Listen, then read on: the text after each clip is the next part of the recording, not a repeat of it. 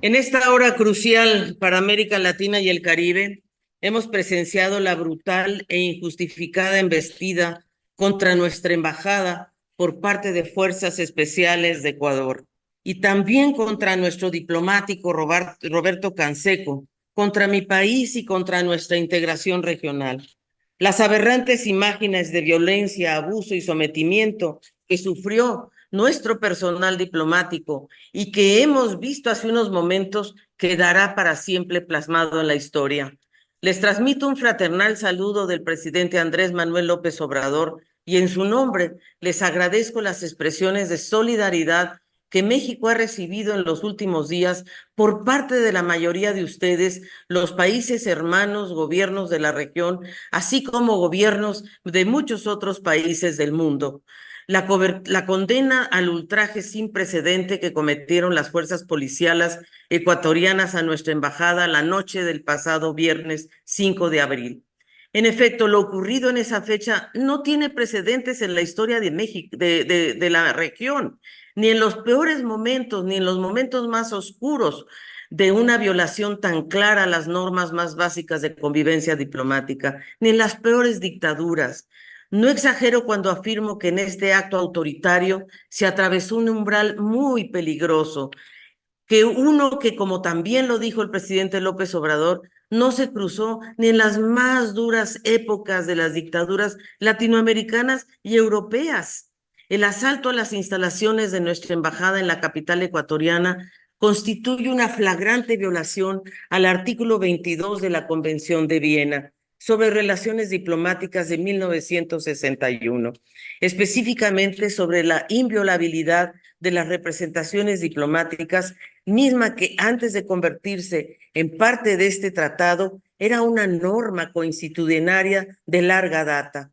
Hay que rescatar y destacar que ni el artículo 22 ni ningún otro artículo de la Convención establecen excepción alguna al principio de inviolabilidad, porque por eso la obligación de los estados receptores de proteger los locales de la misión prevalece en todo momento. Especial atención merece que las fuerzas de seguridad ecuatorianas atentaron contra la integridad física y la dignidad del jefe de Cancillería de nuestra embajada, Roberto Canseco, al apuntarle con un arma de fuego, vejarlo y someterlo en más de una ocasión, como pudieron constatarlo en el video que acabo de mostrar. Esta es una incontrovertible violación del artículo 29 de la citada Convención de Viena, que establece que la persona del agente diplomático es inviolable. México rompió relaciones diplomáticas y consulares con la República del Ecuador como consecuencia de estas graves acciones violatorias del derecho internacional y de las reglas básicas de convivencia internacional.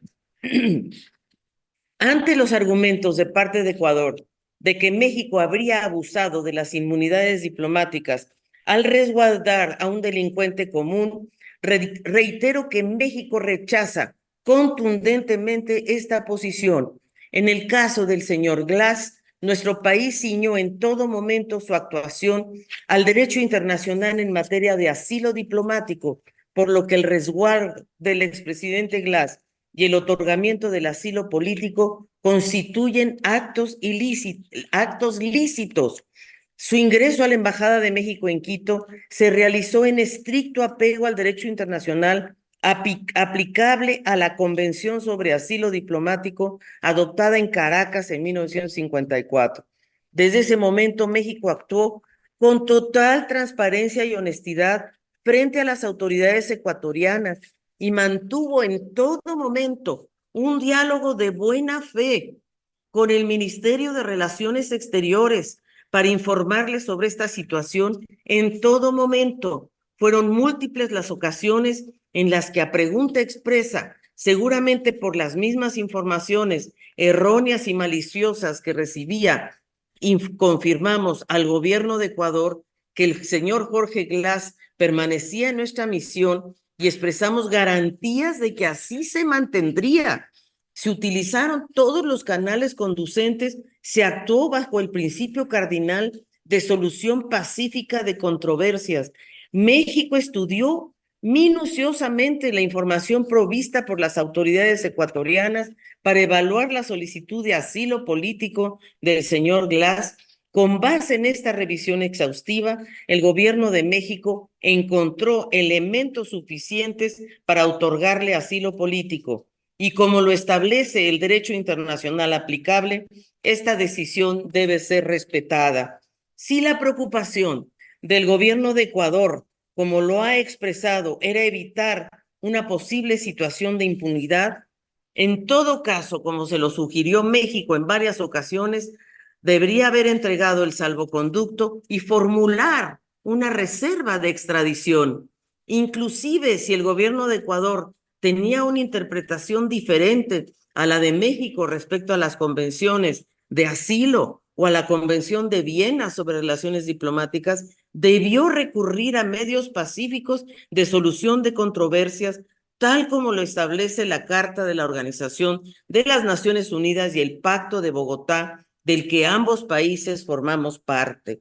Aún en el caso que no se hubiera logrado llegar a un acuerdo, Ecuador pudo haber remitido la disputa a distintas instancias interamericanas e internacionales. Sin embargo, el gobierno de Ecuador optó por irrumpir ilegal y violentamente en los locales protegidos por el derecho internacional, por recurrir a actos de violencia contra el personal diplomático de nuestra embajada y por detener arbitrariamente al expresidente Jorge Glass. Con su actuación, el gobierno de Ecuador no solo violó flagrantemente la Convención de Viena sobre relaciones diplomáticas, sino que contravino una de las instituciones jurídicas más importantes y sólidas de América Latina y el Caribe, como lo es el asilo. Institución que además, como lo ha reconocido la comunidad internacional en diversos instrumentos, reviste carácter pacífico y humanitario. De ninguna manera puede ser considerada como un acto inamistoso entre estados. La misma República del Ecuador, que hasta hace no mucho libraba una defensa destacada del derecho de asilo y de la inviolabilidad de los recintos diplomáticos. Amigas y amigas, en este penoso caso no hay espacios para el titubeo. Estos hechos deben ser condenados internacionalmente para salvaguardar las leyes que rigen a los países. El comportamiento del gobierno de Ecuador fue desproporcionado y no puede sentar precedente alguno. Es por eso que bajo el liderazgo del presidente Andrés Manuel López Obrador y al comprometido equipo legal de la Cancillería mexicana, mi país ha decidido llevar a la Corte Internacional de Justicia una demanda contra el gobierno ecuatoriano y, por supuesto, hemos decidido romper relaciones diplomáticas con dicho país. Estimadas y estimados colegas, el día de hoy la CELAC tiene una gran responsabilidad y la obligación de demostrar a la comunidad internacional que los quebrantos al derecho internacional son inaceptables, pero sobre todo que tienen consecuencias. Por ello, acompañamos la propuesta de la presidencia pro tempore de Honduras de convocar a una reunión extraordinaria de jefas y jefes de Estado y de Gobierno, ya que esta acción requiere una voz firme y unida en defensa del derecho internacional y de las reglas más básicas de convivencia entre nuestros países. México exhorta a los Estados miembros de la CELAC a endosar la demanda que presentaremos ante la Corte Internacional de Justicia, así como la carta que enviaremos al secretario general de las Naciones Unidas para condenar los lamentables hechos. Es el momento de ver a una CELAC unida, una CELAC defensora de las normas internacionales, es decir, de sus más grandes tradiciones jurídicas más arraigadas, incluyendo que somos una zona de paz. Una CELAC que vele por el buen presente y el bien del futuro de todos nuestros pueblos. Y quiero retomar una reflexión que hizo nuestra embajadora de Ecuador, Raquel Serur, que es una mujer extraordinaria, filósofa, y que por cierto estuvo casada con un destacadísimo ecuatoriano, Bolívar Echeverría. Y ella dijo que el encono político que encontró en Ecuador es su falla trágica, como diría Shakespeare, pero que está segura que ese bello pueblo de Ecuador pasará esta etapa, tendrá días más luminosos y yo también hago votos para que esto suceda. Y concluyo con estas palabras que resuenan en la actualidad. La unidad de nuestros pueblos no es una simple quimera de nosotros, hombres y mujeres, sino un inexorable decreto del destino. Más que una frase, es una fervorosa convicción del visionario de América Latina y el Caribe, Simón Bolívar. Una convicción que lamentablemente fue puesta en duda en estos acontecimientos. Depende de nosotras y nosotros que esta flagrante violación a la soberanía de México no ocurra nunca más y en ningún otro país. Quiero agradecer muy especialmente el apoyo explícito que hemos recibido de todos ustedes, países de América Latina y el Caribe, y de más de 20 países de Europa y más de 10 países de Medio Oriente y de África. Muchas gracias a todas y a todos. Bueno, en realidad yo lo que quería expresar es muy concretamente lo siguiente. Son 4 puntos en realidad, y de hecho 5. 5 concretísimos que me parece que nos pueden ayudar a todos a aclarar el pensamiento. En primer lugar, no hay ningún hecho, nada que pueda justificar no existe ninguna justificación para irrumpir en una embajada, y en este caso en la Embajada de México, de manera violenta, ni agredir físicamente y a la dignidad del personal diplomático. Es falso que estábamos programando una inminente fuga. No somos iguales. Nosotros no íbamos a proceder de ninguna manera de esa forma. Por ello, México se ha apegado y se seguirá apegando al derecho internacional, y respecto al asilo, nos corresponde a nosotros el derecho de otorgarlo. Lo hemos hecho en décadas pasadas. Se lo otorgamos a muchos de los que estaban acusados de violentos delitos, incluso domésticos, a asilados políticos de Chile, de Uruguay, de Argentina, de múltiples países en nuestra región. Le ofrecimos a Ecuador por la vía del diálogo, porque nuestro diálogo fue, yo diría, fecundo. Por eso nos sorprendió tanto esta actitud tomada, porque si bien Ecuador nos manda una carta el día 29, nosotros la respondemos con abundancia el día 4 de marzo, explicando totalmente y a profundidad la posición de México y pidiéndoles que tuviéramos más diálogo. Tanto así que yo envié a la subsecretaria de América Latina y el Caribe, acompañada del director de América del Sur, que es uno de los abogados prominentes de nuestra Cancillería, a tener reuniones con la canciller, y así fue. Tuvieron reuniones con ella, con su equipo, para que pudiéramos dialogar. Hasta entonces no habíamos otorgado aún el asilo político. Teníamos sí la solicitud de asilo político por parte de Jorge Glass. Seguíamos conversando. Por eso pienso que nuestra comunicación directa y constante con Ecuador fue incluso hasta el 21 de marzo, y en tal virtud, para abordar especialmente el tema del asilo. Ahora, si Ecuador tenía una interpretación diferente a la de México, y si le molestó la mañanera del presidente López Obrador, siempre hay otro tipo de procedimientos para expresar molestia, y sobre todo para decir tenemos diferencias respecto a la interpretación de la Convención de Viena o de Caracas o de cualquiera. Entonces, sobre todo, tenemos el Pacto de Bogotá, que sigue siendo un instrumento de nuestra región. Nos sorprende, y a lo que acudimos aquí a CELAC es a destacar que México está presentando una demanda a la Corte Internacional de Justicia por la violación, por la irrupción violenta a la Embajada de México. El tema del asilo es un tema que separadamente lo estamos abordando, y dado que está en el medio de un posible litigio, yo no puedo adelantar, pero sí quiero decir que México ha revisado a profundidad y encontró indicios de que Jorge Glass es o podría ser un perseguido político. Pero siempre Ecuador permanecía a su derecho de solicitud de extradición, porque tenemos un acuerdo de extradición entre México y Ecuador, y así se lo expresamos a la Cancillería ecuatoriana en diversas oportunidades. Muchas gracias por la oportunidad de participar en esta importantísima, en esta réplica que me parecía muy importante.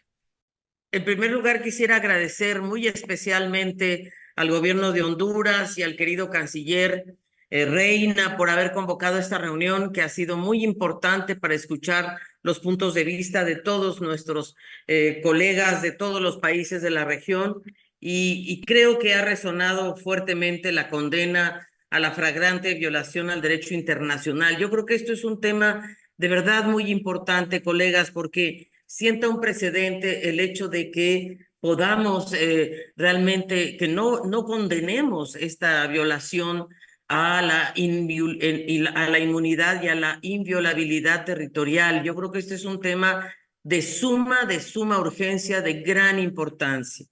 Y segundo, quisiera decirles que estamos de acuerdo con con el comunicado, con los temas que aborda, la condena, el rechazo, el realmente respetar el derecho de asilo, que yo sé que este es un tema que para Ecuador es difícil, pero es muy importante que se respete el derecho de asilo y ojalá podamos reconsiderar incluso las acciones y que Jorge Glass pueda retornar a la Embajada de México bajo las condiciones que hemos hablado aquí. México no se lo va a traer a la fuerza, por favor, no somos iguales, no lo haremos jamás. Analizaremos, por supuesto, todas las condiciones por las cuales le estamos otorgando el asilo. Ecuador siempre tendrá el derecho de solicitar extradición si así lo desea. Pero lo que quiero decir también es que yo me salí unos momentitos porque el presidente Andrés Manuel López Obrador tuvo una conversación con el presidente también Lula da Silva, quien afirmaron ambos su total respaldo a que haya al llamado que nos hace la PPT y la presidenta de Honduras, vocera de la PPT, de la Troika, para llevar adelante esta reunión de presidentes. Sí, hay un acuerdo, digamos, hay una posición positiva de parte de, por supuesto, nuestro presidente López Obrador y entiendo que de parte del presidente Lula y realmente creo que eso sería muy conveniente para llevar este tema al más alto nivel en nuestra región. De verdad quiero agradecerles a todos y a todas los enormes apoyos de solidaridad y de amistad y que también queremos reafirmar nuestro aprecio y nuestro cariño por el pueblo de Ecuador. Yo creo que esto es muy importante para nosotros, el pueblo de Ecuador, los ecuatorianos en México, nuestros mexicanos en Ecuador. Espero que podamos seguir dándoles todas las garantías y todas las facilidades para que puedan hacer su trabajo y podamos continuar. Pero sí me parece fundamental que la condena se manifieste de manera fuerte y clara. Y sobre todo quiero decir también por qué. Porque nuestra región es una región valiente y tiene que oírse este mensaje fuerte y claro en otras regiones del mundo. Y esto es lo que a mí me parece también muy importante. No podemos aceptar que haya una violación a un local diplomático cuando estamos viviendo en el Medio Oriente, ya también violaciones flagrantes a locales diplomáticos, como acaba de ocurrir en Siria con un ataque de Israel a uno de sus consulados. Creo que no podemos abrir las puertas a que esto se pueda desencadenar en otro tipo de conflictos. Creo que nuestra región es una zona de paz, tenemos que abordarlo así y cuenten con nosotros. Nuestro diálogo con Ecuador continuará en la Corte Internacional de Justicia. Muchas gracias, Canciller Reina, y como siempre un saludo a todas y a todos. Gracias por acompañar. Solamente quería yo entrar en este debate para comentar lo siguiente. En primer lugar, creo que la situación sí es urgente y creo que sí estamos ante una emergencia.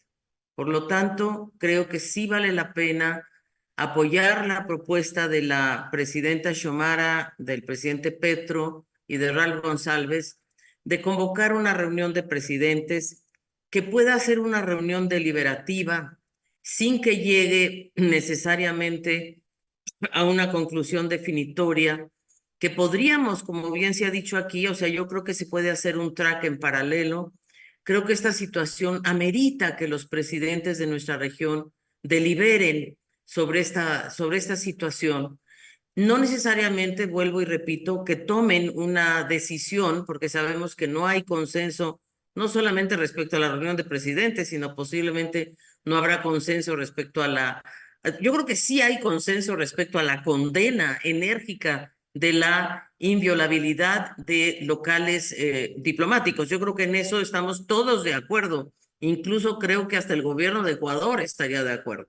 En lo que creo que digamos, lo que México está claro, es que nuestro diálogo con Ecuador va a tener que continuar en la Corte Internacional de Justicia, porque esta es una violación flagrante y hay una reparación que no está clara y que eso lo tendrá que dirimir la Corte Internacional de Justicia.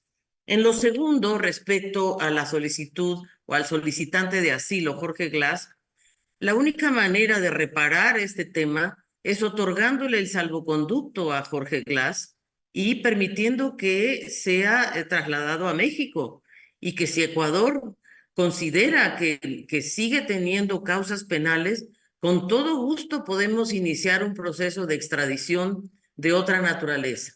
Pero no pueden cuestionarle al país que otorga el asilo sus razones para otorgar. Lo hemos hecho en el pasado con mucho orgullo, además, hemos podido proteger las vidas de muchas personas en América Latina y el Caribe y lo seguiremos haciendo. Así es de que considero que la reunión de presidentes es muy importante para que entre ellos dialoguen, deliberen, aunque no lleguen a una conclusión determinada, que el comité que se determine prepare un comunicado de prensa sobre esta reunión, ¿verdad? Y después, para poder elaborar un comunicado más amplio, efectivamente se convoque a los coordinadores nacionales que deberán pasar después a cancilleres y no se requerirá que los jefes de Estado necesariamente vuelvan a reunirse. Pero sí creo que es muy relevante en las condiciones que está viviendo el mundo hoy que nuestros jefes de Estado se sienten a dialogar en el marco de la CELAC. Es el único que tenemos a nivel de presidentes y creo que es un marco muy oportuno para dialogar sobre estos temas de la mayor importancia a nivel internacional. Así es que, señor canciller, mi propuesta concreta es, vamos adelante, bueno, que vaya adelante la reunión de los presidentes de manera virtual, que no se espera que de ello surja una decisión definitiva, que se convoque la reunión de coordinadores nacionales para elaborar una comunicado mucho más o una postura de CELAC mucho más elaborada. Después nos volvemos a reunir los cancilleres y ahí veremos la necesidad de que haya otra reunión de jefes de Estado si así lo consideramos. Esa sería mi opinión, señor embajador Reina, señor canciller.